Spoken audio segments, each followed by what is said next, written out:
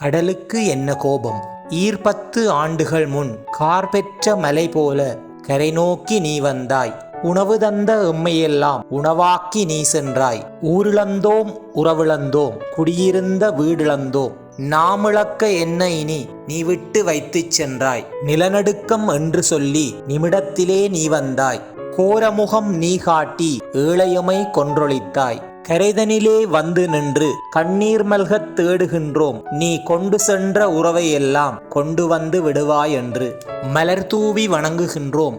மழலைகளை தந்துவிடு. கடைசி வரை காத்திருப்போம். கடலெண்ணெய் என்பதனால் கல்லறையும் கட்டவில்லை, காவியமும் பாடவில்லை. இன்று வரை காத்திருப்போம். கடலெண்ணெய் நீயே. காவு கொண்டு போனவற்றை மீண்டும் கைப்பிடித்து கூட்டி வந்து எங்களிடம் சேர்த்துவிடு. ஆழிப்பேரலையால் அகிலமெங்கும் காவு கொள்ளப்பட்ட அத்தனை உயிர்களின் ஆத்மாக்களும் கடலெண்ணெயின் மடியில் ஓய்வெடுத்து உறங்கட்டும். அவர்தம் ஆத்மா சாந்தி அடையட்டும்.